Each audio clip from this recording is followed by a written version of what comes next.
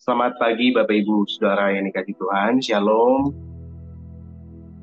Baik, pagi hari ini saya akan sharing dengan judul Kebanggaan yang Keliru. Nah, Bapak Ibu Saudara, saya rasa kita pasti semua pernah bangga atau pernah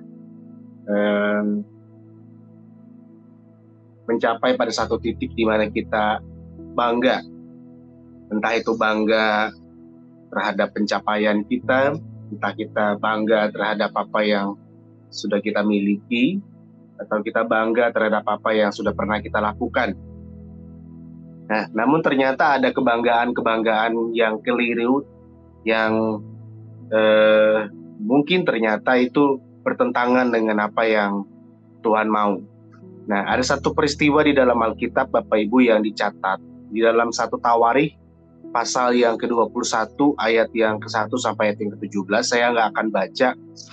Bapak Ibu tahu bahwa di dalam 1 Tawarikh ini adalah peristiwa ketika Daud menghitung seluruh laskar Israel dan juga seluruh bangsa Israel.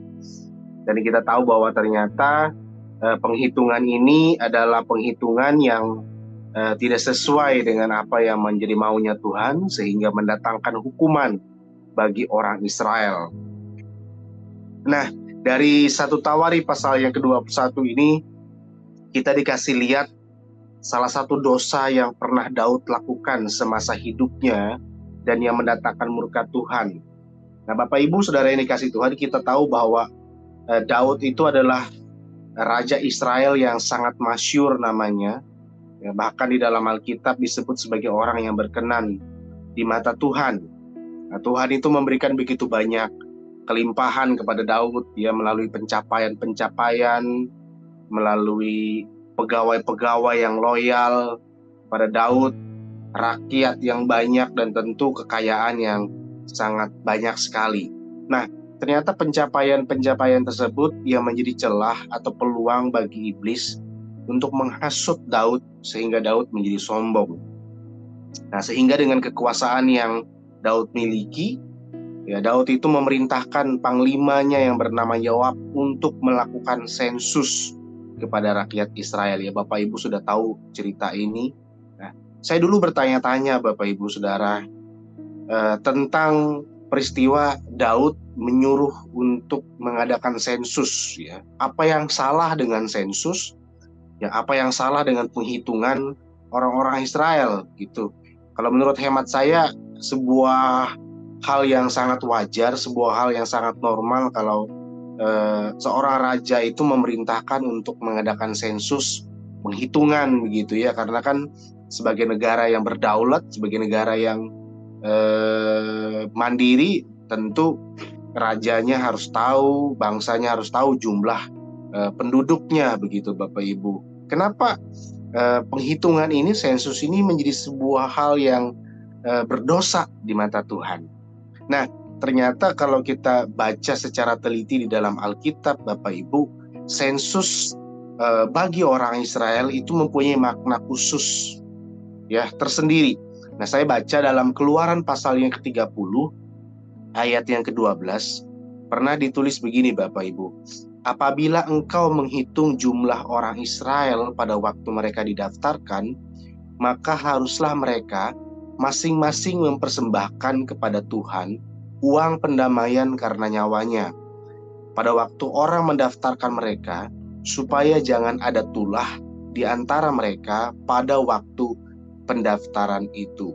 Nah, baru ketika saya membaca ayat ini, saya baru mengerti bahwa bagi orang Israel, penghitungan penduduk sensus itu mempunyai makna yang khusus. Nah, ayat ini itu menegaskan bahwa Allah itu berdaulat dan memiliki umat Israel secara total. Nah, dengan prinsip ini sebenarnya Raja Daud itu hanya boleh melakukan sensus kalau dia mendapat perintah langsung daripada Tuhan. Dan kalau kita lihat di dalam ayat ini, kalau orang Israel ngadain sensus itu harus diikuti dengan persembahan uang pendamaian kepada Tuhan. Karena kalau nggak gitu, mereka dapat tulah. Nah, dalam catatan di Alkitab, dalam catatan sejarah umat Israel, mereka memang pernah beberapa kali melakukan sensus atau penghitungan penduduk. Sebab memang diperlukan Bapak Ibu untuk kepentingan militer dan lain sebagainya. Namun penghitungan penduduk orang Israel atau sensus ini itu mendapat perintah langsung daripada Tuhan. Nah, berbeda dengan peristiwa ketika Daud ini memerintahkan Yoab untuk mengadakan sensus. Ini adalah sesuatu yang di luar dari perintah Tuhan. Nah, Daud itu nggak dapat instruksi apa-apa daripada Tuhan. Karena sepertinya Daud itu pengen peningkatan gitu ya dari bangsa tersebut. Dia tuh pengen ngukur kekuatan pasukannya gitu ya. Dia tuh pengen ngelihat berapa jumlah orang-orang Israel supaya mungkin dia bisa berbangga kepada negara-negara tetangga gitu. Nah, makanya kalau kita lihat di dalam satu Tawarik itu, Yoab menyebut ini adalah sebuah tindakan yang sangat keji. Kita tahu akhirnya Bapak Ibu, karena tindakan Daud ini ribuan orang Israel mati karena tulah yang ditimpakan oleh Tuhan. 70.000 orang Israel mati Bapak Ibu karena kesombongan daripada Daud. Nah, Bapak Ibu Saudara yang dikasih Tuhan, pelajaran apa yang bisa kita petik dari peristiwa Daud yang mengadakan sensus ini Bapak Ibu? Saya melihat bahwa betapa berbahayanya kebanggaan yang keliru, terutama kebanggaan terhadap pencapaian-pencapaian kita. Saya rasa Daud itu Bapak Ibu banyak melakukan dosa bukan ketika dia lagi jadi penggembala domba yang menggembalakan 2-3 ekor itu. Saya rasa Daud itu sombong bukan ketika dia jadi panglimanya Saul dan dikejar-kejar waktu Saul pengen bunuh dia. Tetapi justru kalau kita lihat Daud itu banyak melakukan kesalahan, banyak melakukan dosa ketika dia sudah mendapatkan kedudukan, mendapatkan mendapatkan jabatan gitu Bapak Ibu. Dan yang paling parah ketika dia sudah jadi raja, kita tahu akhirnya dia berdosa, berzina dengan Batsyeba dan lain sebagainya. Nah, betapa berbahayanya sebuah kebanggaan yang keliru. Daud mungkin bangga karena dia sudah jadi raja. Daud mungkin bangga ketika dia sudah mendapatkan pencapaian-pencapaian yang banyak orang pengen. Dan hal itulah yang mendorong dia untuk melakukan sesuatu yang bertentangan dari firman Tuhan. Nah, mungkin dari banyak kita yang hadir pada doa pagi hari ini berpikir, ya, apa salahnya sih kita bangga atas keberhasilan yang sudah kita raih, gitu ya? Apa salahnya kita berbangga terhadap apa yang sudah kita capai? Nah, bukankah jerih payah kita, bukankah kerja keras kita, perjuangan kita sekian tahun sampai kita punya ini, sampai kita dapat ini, sampai kita di titik ini, itu adalah sesuatu yang harus dirayakan, gitu ya.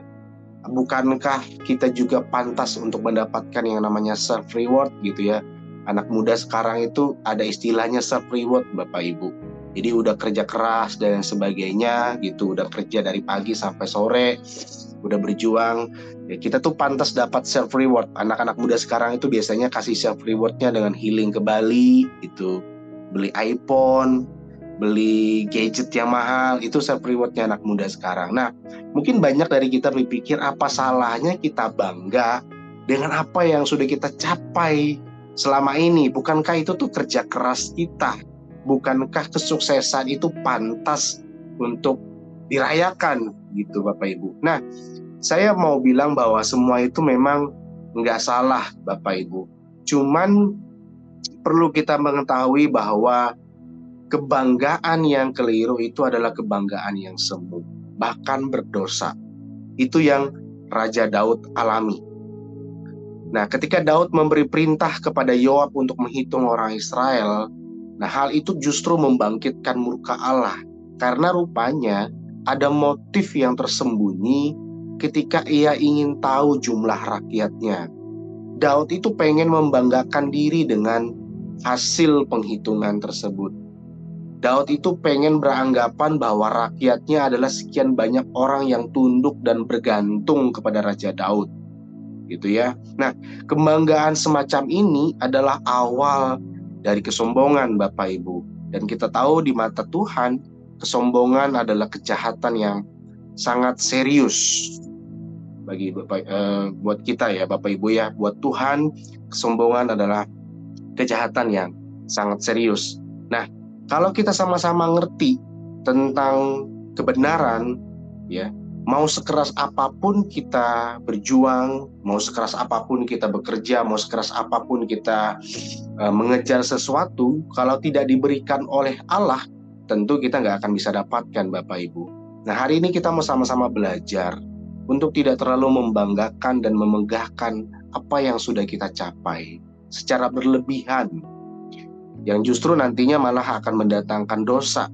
Nah, kita tahu bahwa bermegah dan bangga itu bukan karena kita mampu, tetapi karena kasih karunia Allah.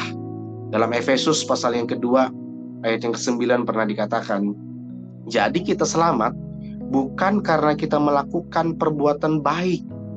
Allah mengatur hal itu supaya tidak ada seorang pun yang dapat berbangga atas keselamatannya, ya. Jadi keselamatan pun diberikan bukan karena perbuatan baik kita. Tuhan mengatur hal itu sedemikian rupa supaya jangan ada satupun manusia yang berkata, saya selamat, saya bisa ada di tempat ini, saya bisa ada sekarang ini karena kekuatan saya. Nah, Bapak Ibu Saudara yang dikasihi Tuhan, pagi hari kita sadar bahwa pekerjaan kita maju bukan hanya karena kita seorang yang bekerja sangat keras, bukan hanya karena kita memiliki pengalaman yang sangat banyak. Kita juga sadar Bapak Ibu bahwa kalau pelayanan kita maju bukan karena kita adalah orang yang kreatif, bukan karena kita adalah orang yang visioner, bukan karena kita adalah orang yang sangat diurapi dalam tanda petik, gitu ya. Kita sadar bahwa apa yang kita punya, apa yang kita capai sekarang, semua semata-mata hanya karena kasih karunia Tuhan. Semua semata-mata hanya karena pemberian Allah. Kita harus ingat satu hal Bapak Ibu, sekeras apapun kita berusaha, kalau nggak dikasih, kita nggak dapat apa-apa. Setuju ya Bapak Ibu ya? Sekeras apapun kita kejar, sekeras apapun kita berusaha, kalau nggak dikasih sama Tuhan, kita nggak akan dapat apa-apa. Nah, melalui pelajaran pagi hari ini, mari kita sama-sama belajar untuk nggak memiliki lagi yang namanya kebanggaan-kebanggaan yang keliru, Bapak Ibu. Mungkin kita merasa di dalam sebuah perusahaan kita sudah punya kontribusi banyak, kita sudah berbuat banyak hal, lalu kita berbangga akan hal tersebut. Mungkin di dalam pelayanan kita sudah merasa pelayanan maju karena gara-gara kita, karena kita kreatif, karena kita visioner, karena kita adalah orang yang sangat luar biasa dalam melayani, lalu kita berbangga atas hal tersebut. Nah, pagi hari ini kita belajar Bapak Ibu bahwa segala sesuatu yang kita miliki, segala sesuatu yang kita capai, semua semata-mata karena pemberian Allah, dan hanya Tuhanlah yang layak menerima kemuliaan dan hormat dari segala apa yang sudah kita capai. Amin. Buat renungan pada pagi hari ini, kiranya ini bisa menjadi inspirasi dan berkat buat kita semua. Amin.